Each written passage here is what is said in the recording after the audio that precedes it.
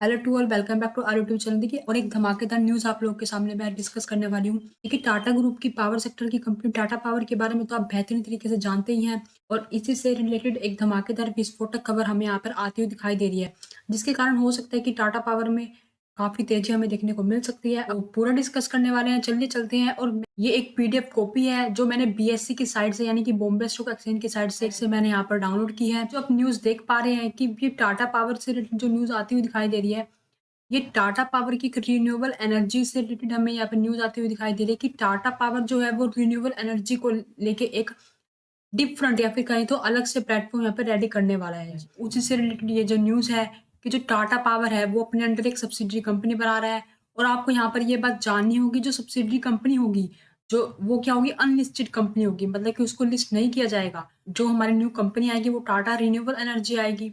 अगर हम renewable energy की बात करें तो रिन्यूएबल एनर्जी के अंदर क्या आता है? जो सोलर पावर को लेकर जो इनका प्लांट होगा, विंड पावर को लेकर इनका जो प्लांट होगा, तो उसके लिए जो टाटा पावर काम करती थी वो सेपरेटली अपनी सब्सिडियरी कंपनी बनाकर टाटा रिन्यूएबल उसके लिए काम करती हुई हमें दिखाई देगी।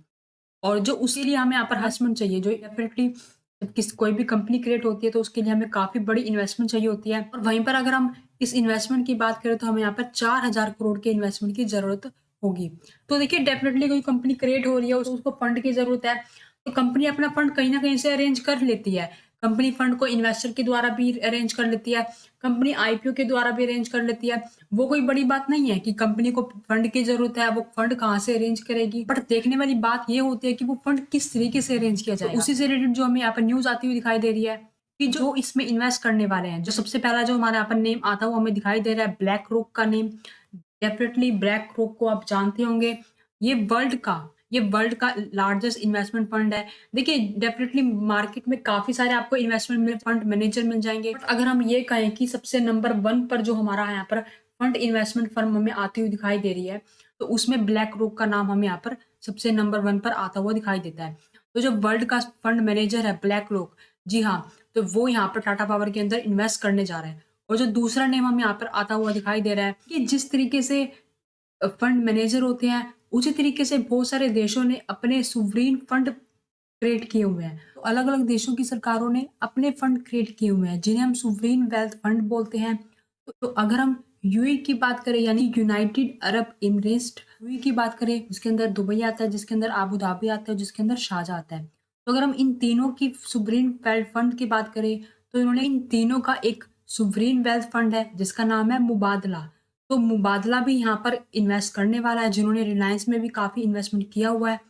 तो जो दूसरा नाम यहाँ पर हमें इन्वेस्टमेंट का टाटा रिन्यूएबल के अंडर यहाँ पर आता हुआ दिखाई दे रहा है, वो आ रहा है मुबादला का।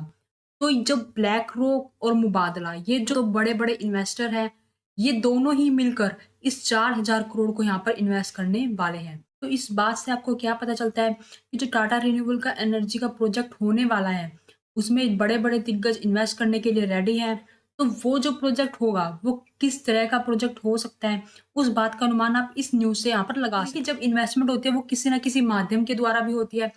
तो जो यहाँ पर इन्वेस्टमेंट होने वाली है, ये एक बॉन्ड्स के द्वारा इन्वेस्ट होने वाली है। जी हाँ, जो ये बॉन्ड होंगे, ये इक्विटी कन्वर्टेबल बॉन्ड होने वाले हैं, जो अभी तो बॉन्ड के रूप में होंगे, बट इन्हें बाद में इक्विटी में कन्वर्ट कर दिया जाएगा। आपको पता ही है कि बॉन्ड पर हमें क्या करना होता है, हमें यहाँ पर इंटरेस्ट पे करना होता है। तो टाटा जो रिन्यूएबल है, वो जो इन्वेस्टमेंट आएगी, वो अभी इस पर ब्याज देगी, और बाद में आगे चलकर इसको इक्विटी में कन्वर्ट कर दिया जाएगा।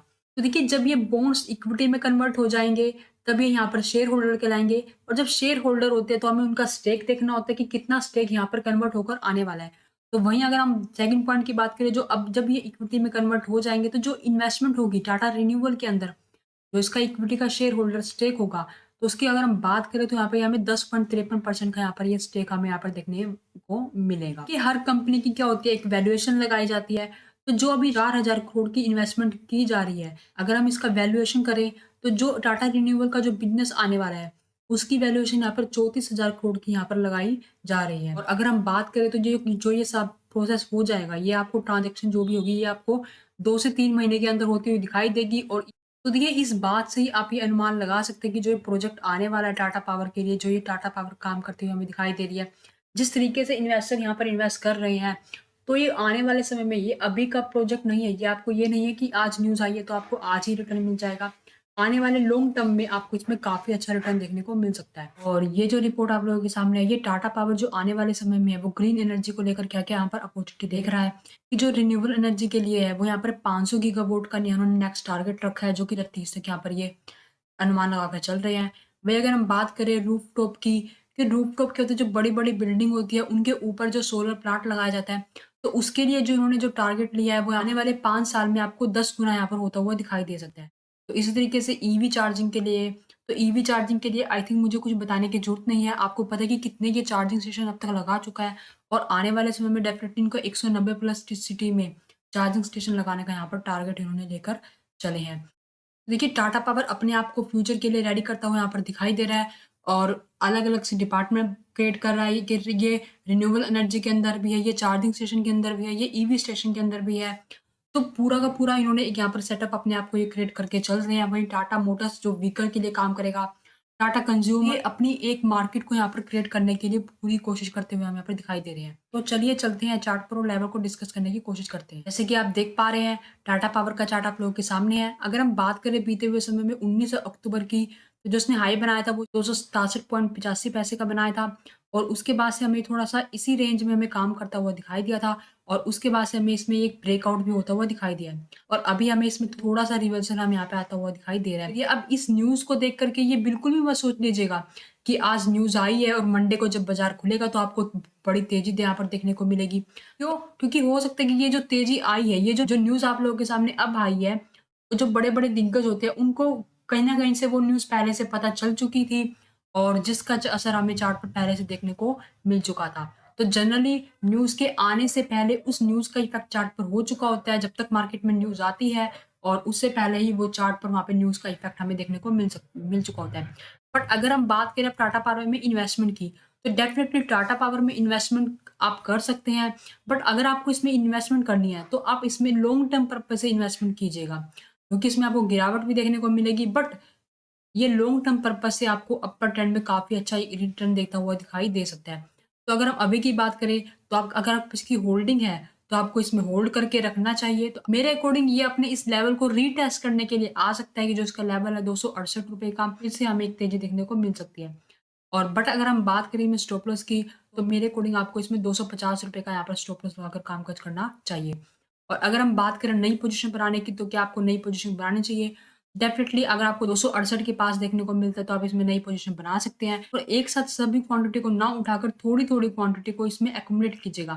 कि जैसे कि आपने अगर करंट प्राइस पे कोई पोज़ीशन बनाई है, थोड़ी-सी क्वांटिटी करंट प्राइस पे उठा ली है, थोड़ी-सी अगर आपको गिरावट देखने को मिलती है, तब आप थोड़ी क्वांटिटी को बाय कर लीजिएगा। तो ऐसे स्टॉकों में लॉन्ग टर्म इन्वेस्टमेंट के लिए हर गिरावट आपके लिए एक अपॉर्च्युनिटी की तरह काम करती हुई दिखाई देगी, और आने वाले समय में आपको इसमें काफ़ी अच्छे रिटर्न देखने को मिल सकते हैं। तो आई होप कि आपको वीडियो पसंद आई होगी, इन्फॉर्मेशन मिली होगी। आपको वीडियो पसंद आई है तो वीडियो को लाइक ज़रूर कीजिएगा, और चैनल पर नए हैं तो इस तरह की जेन्युइन और लेटेस्ट वीडियो पाने के लिए चैनल को अभी सब्सक्राइब कर डालिएगा। मिलते हैं नेक्स्ट वीडियो में। Thank you for watching this video.